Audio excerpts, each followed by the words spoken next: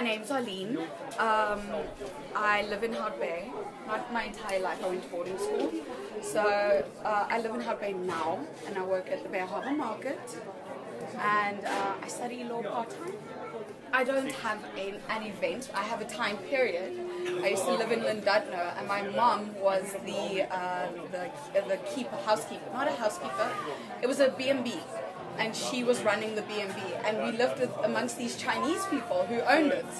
So that was the happiest time of my life. I was this little girl amongst all these Chinese people, eating Chinese food, you know, going with them to all these strange people, places. That was the happiest period. I don't have an exact day, but that was just before my mom died. So that's like the last memories I have of her. So that's my happiest period. My mom had like hundreds of best friends. If I walk in the street, every second person's going to be like, you know what, I was your mom's best friend. And I'm like, oh my gosh, I just heard that. You know, everybody loved my mom. She was bubbly. She loved reading. That's why I love reading as well. It's like a part of her, so now it's a part of me as well.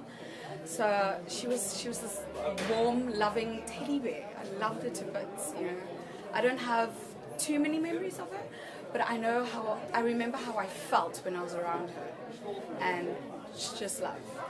Yeah. It depended. One year I was here, next year I was there. Family members, close friends. High school was boarding school in Stellenbosch. Went to Renish Girls High. I loved boarding school. It had its ups and downs, you know, but you got to cherish every moment because it makes you who you are. You know, you learn and you grow. And my mom was the hardest, but my sister left to the UK, and I didn't get to say goodbye. Yeah, and it's been 10 years since I've seen her. She's my oldest sister, my only other sibling from my mom. You know, my dad's Casanova, he's got like 6 kids. But from my mom's side, you know, that's my sister. She was always there. So she left to the UK with her husband and my nephew, and I didn't see them again. We got into contact last year though. I hit rock bottom, and then she came into my life, and it was awesome. And I just went up from there. And yeah, I love my sister to bits. I lost my job, I got retrenched, and I was pregnant at the time, and we lost our house, we lost everything.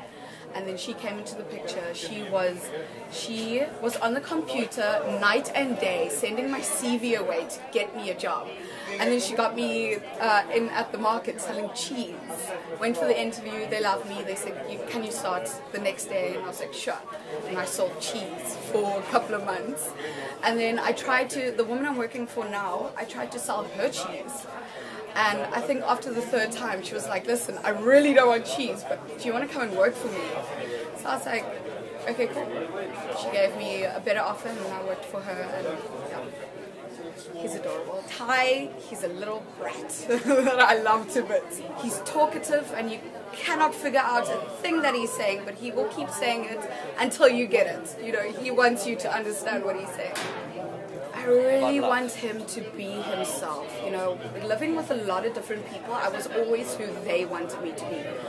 Because I was in their house and doing things for them, I had to do it their way, be the person they wanted me to be, to fit into their family and their lifestyle. And I really want him to have the freedom to be able to be himself, and not who somebody else wants him to be. And I always said that by the time he turns 18, I want him to be so sick of South Africa that he must travel the world, just go. You know, he must expose himself to everything that is Africa and South Africa, just, you know his culture, know his roots and everything, and then go and explore the world, spread his wings and fly.